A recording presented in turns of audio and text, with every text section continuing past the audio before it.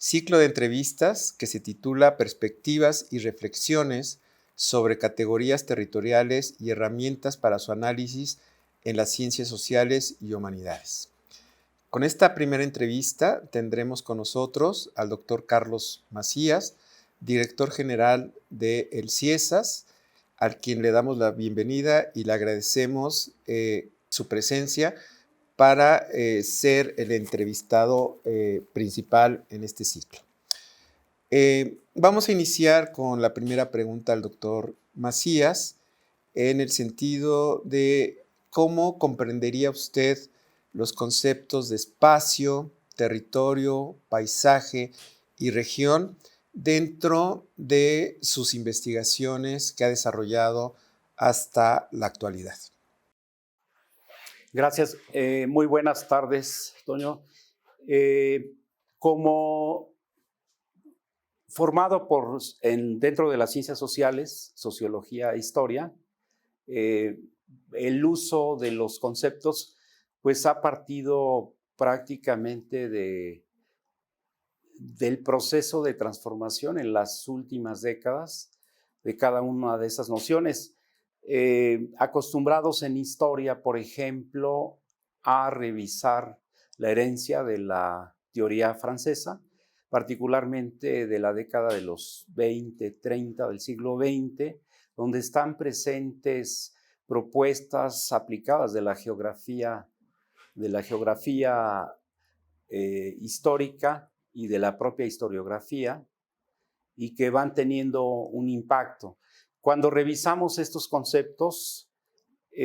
nos remiten naturalmente a la relación que hay entre territorio y espacio, y territorio y región.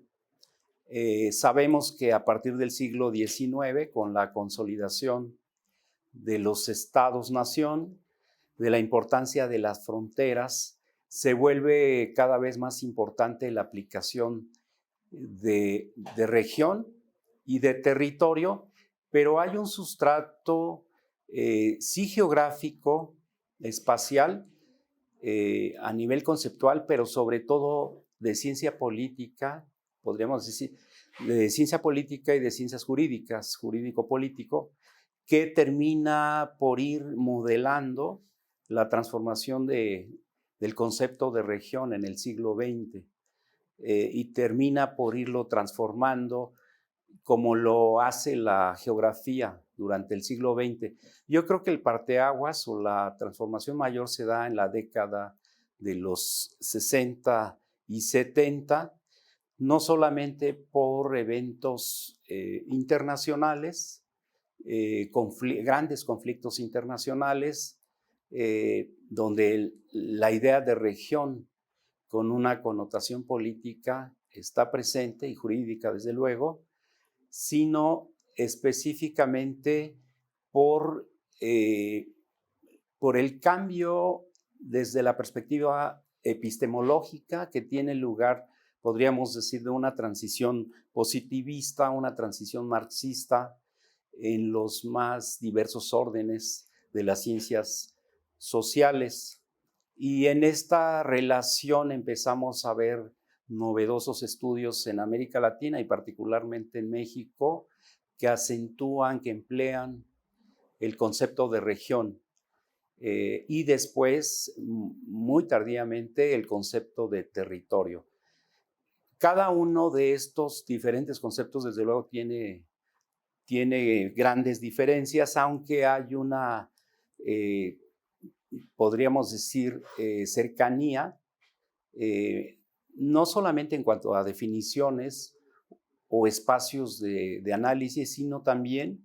en cuanto a los cambios sucesivos que incluso a nivel sociolingüístico tienen lugar en estas últimas décadas. Pero bueno, vamos aterrizando y el espacio se define como ese aspecto de localización o localidad que convive con el territorio. Son parte de una misma entidad y el territorio viene a ser pues este fruto de la relación social, de las prácticas sociales a nivel histórico y contemporáneo, desde luego, con todas las relaciones económicas, la transformación misma del espacio, los procesos de urbanización. En un caso sería escenario, el espacio, en otro caso sería el dinamismo de las relaciones sociales, siempre en función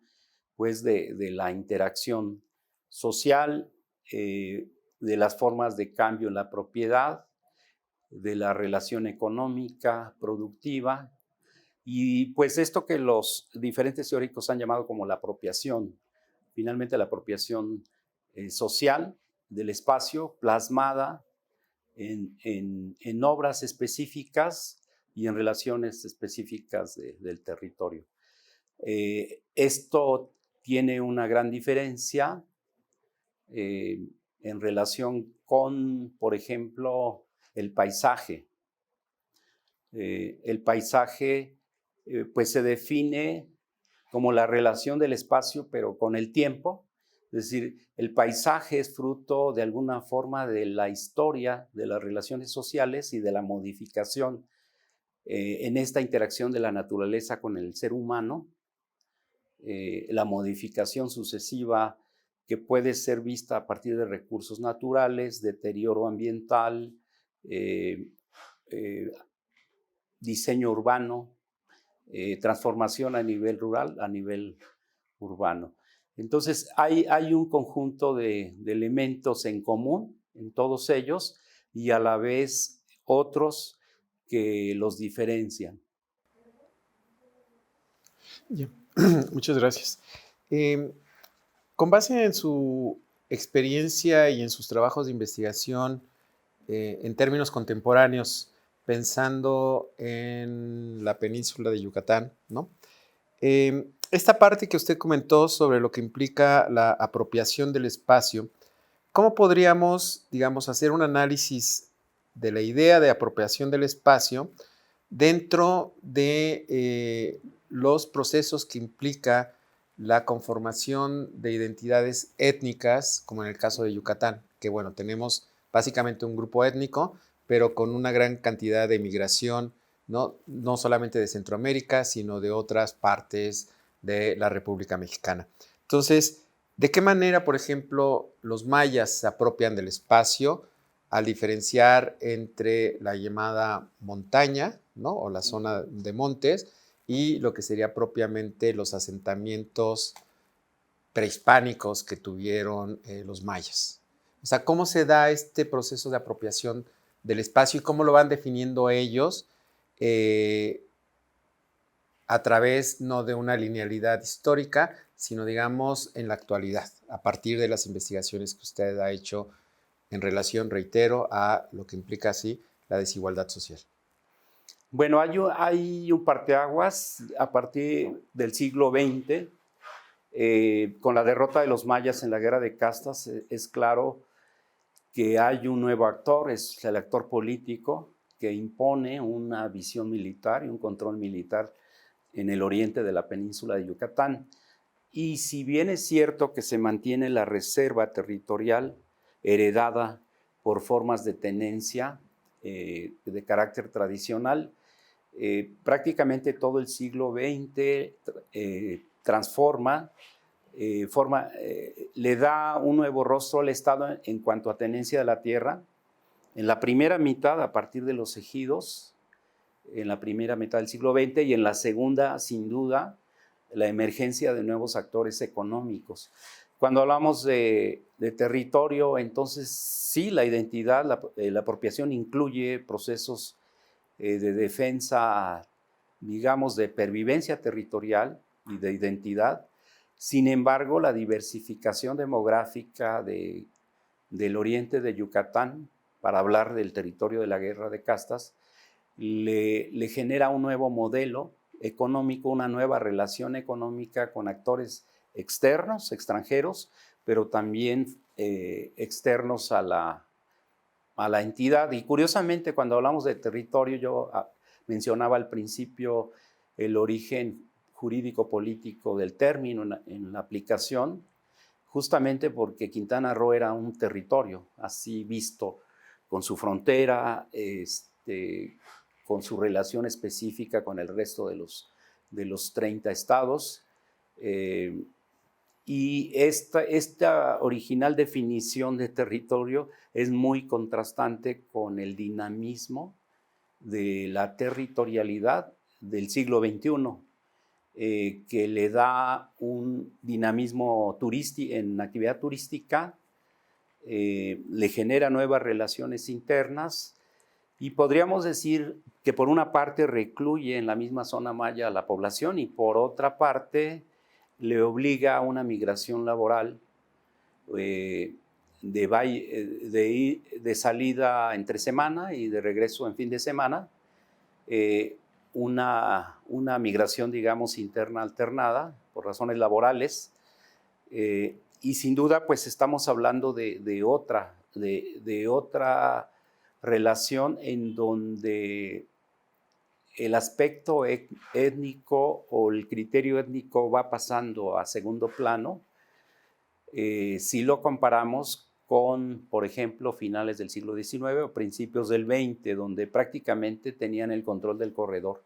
de la costa oriental de la península. Y bueno, cuando hablamos de territorio, justo la flexibilidad en relación al concepto de región, que encierra procesos más o menos comunes, más o menos discernibles. La parte territorial es aplicable para esta zona justamente por la interacción con Belice, con la colonia británica y cómo los mayas habían establecido un corredor sin pensar en una frontera, a pesar de que Porfirio Díaz ya había firmado los límites con Inglaterra. Estaba históricamente hecho ese corredor y prácticamente no se atendía a una noción fronteriza. Las propias autoridades beliceñas lo consentían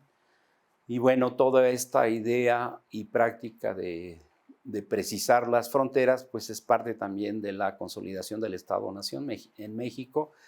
principios del 20 ya con la revolución posterior al porfiriato. En suma, podríamos decir, una transformación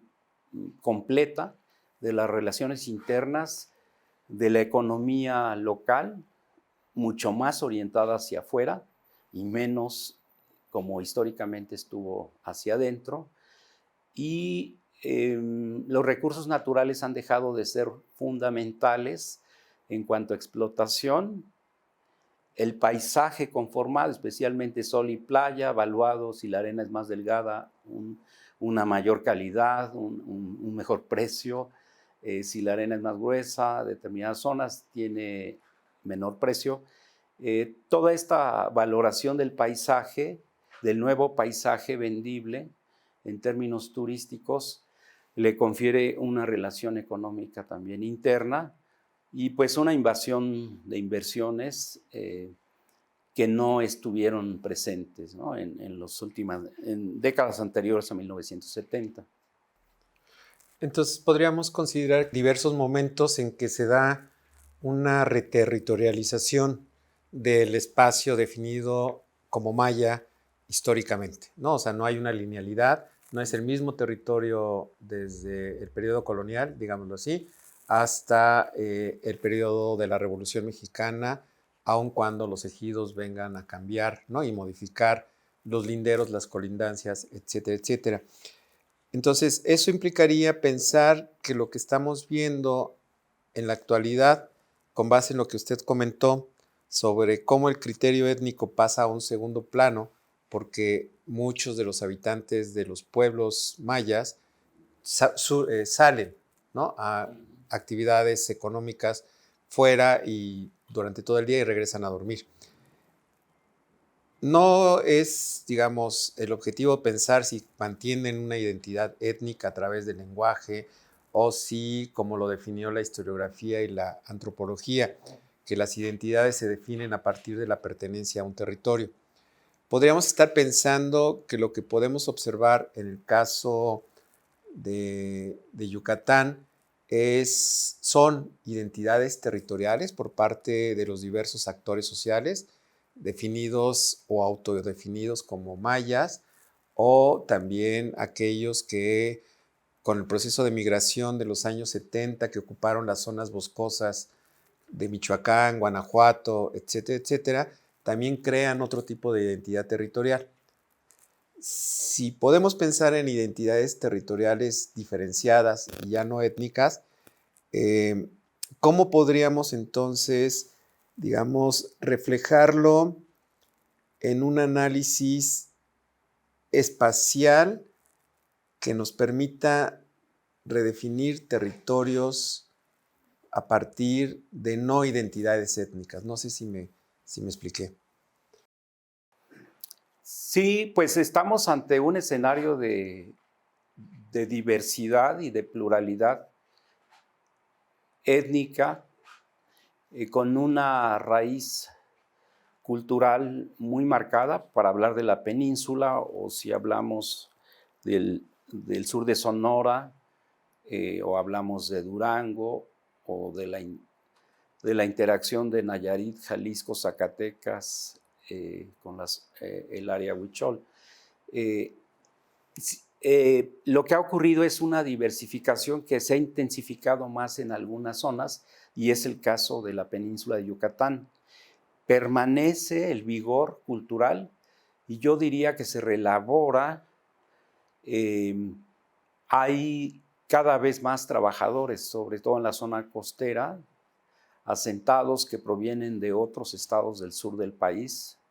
y de Guerrero, por ejemplo, por la propia experiencia, práctica en turismo, probablemente. Y esta diversificación económica también ha llevado a reconvertir elementos culturales que son originarios de la región, y a convertirlos en parte del mercado, en una mercancía. La actividad turística se sirve también de la cultura maya, la emplea, la coloca en vitrina, y en este proceso, sin duda, estamos hablando de la reelaboración, de un proceso de territorialidad dinámico, en donde la parte demográfica, cultural, económica, lingüística, no permanecen estáticos, y uno tampoco espera que permanezcan estáticos. Es parte de la transformación. La historia tampoco termina en el 2021 o 2025 o 30, sino que nuevos procesos esperan, y una quizá mayor integración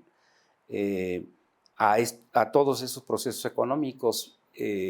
provenga justo de la tradicional llamada zona maya, con una más vigorosa integración. Hay procesos de formación, hay una intervención escolar cada vez mayor, y yo creo que sí, hablamos de una identidad en proceso, con una raíz dominante, pero con una capacidad de adaptación cada vez mayor. ¿Y usted consideraría, o cómo consideraría usted estas ideas reflejarlas en la construcción de una base de datos y a la vez reflejar estos diversos territorios y estas diversas identidades de manera cartográfica? ¿Es posible o tendríamos que utilizar otro tipo de herramientas para poder hacer un análisis cartográfico y crear bases de datos? Bueno, pues tenemos la emergencia de herramientas en las últimas décadas que son primordiales, son necesarias para todo especialista en ciencias sociales, y también para todos aquellos que queremos incorporar una visión transversal y incorporarnos a disciplinas cercanas para sacar provecho de sus recursos. Como hemos visto en las últimas décadas, el empleo, voy a mencionar un ejemplo de la geolocalización,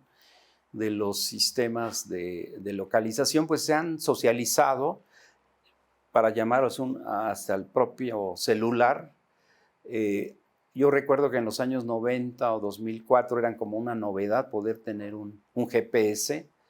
y eran muy caros, pero ahora los podemos tener, de hecho los tenemos a la mano. Ocurre lo mismo con otras herramientas muy útiles, las bases de datos o la optimización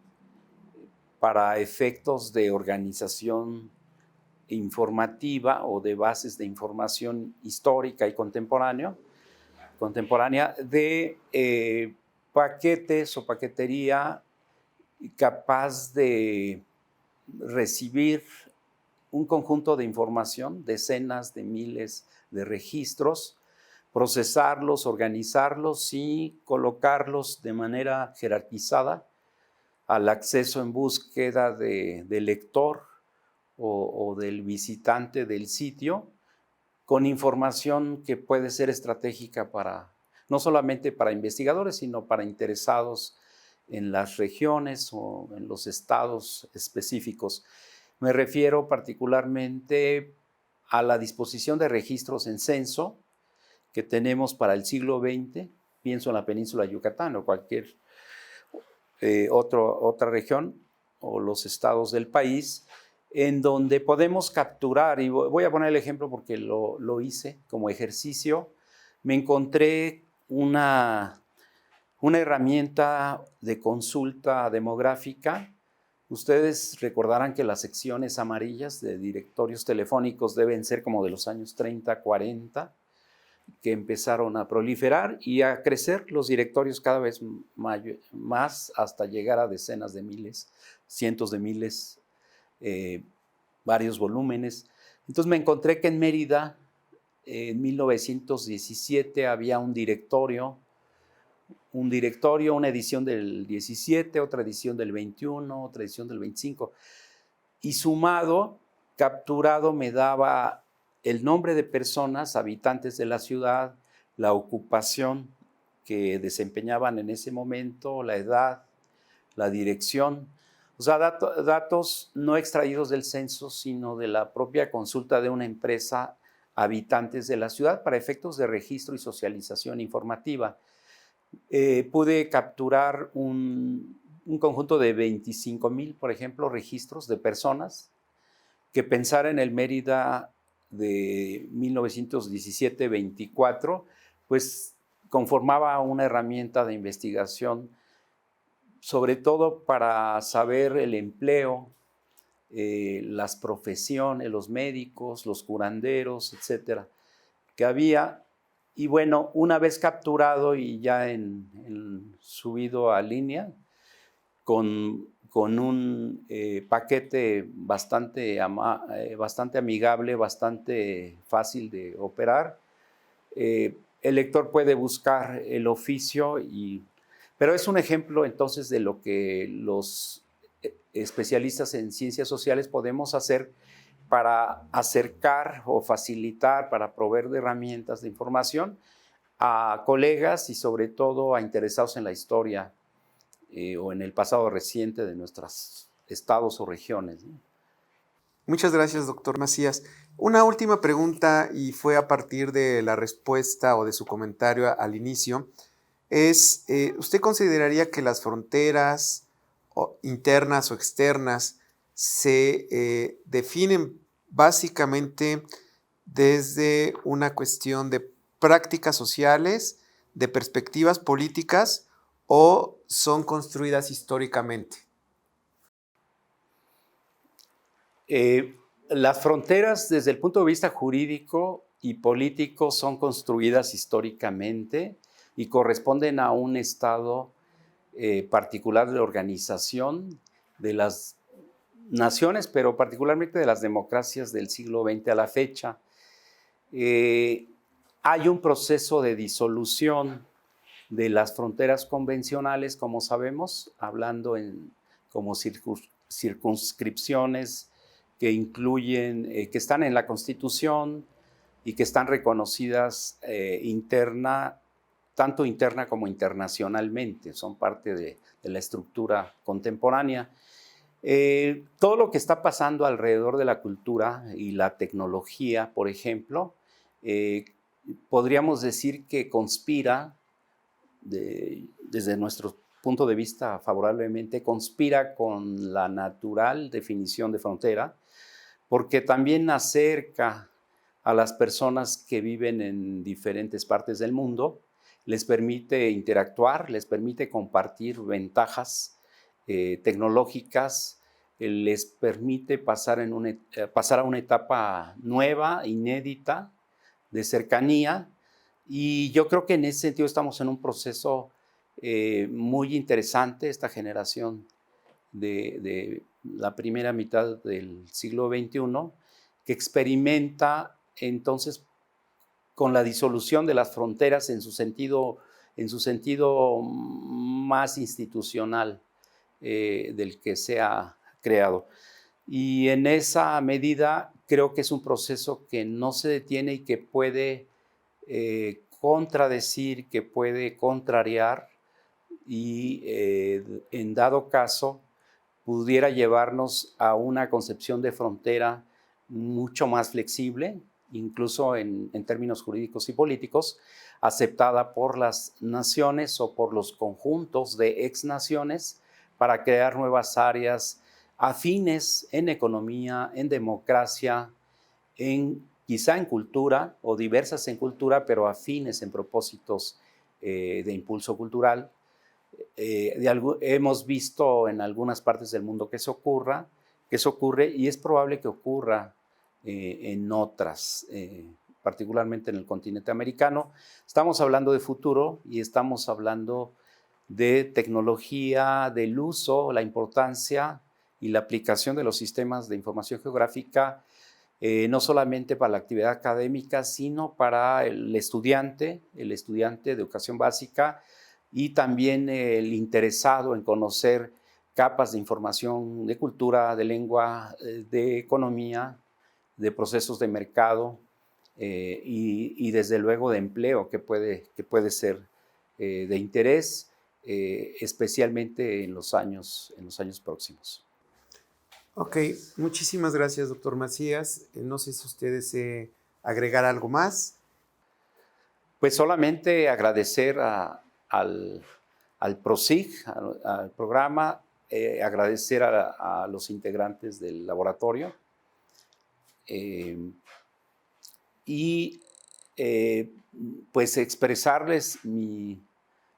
expectativa alta de que pueda tener un impulso mayor y que puedan tomar pues una mayor fortaleza, una mayor incidencia en procesos de investigación y represente para el CIESAS esta pues, digamos, entidad que puede relacionarse mejor con especialistas que trabajan con geografía, con mapas, con historia y con estudios contemporáneos. Gracias.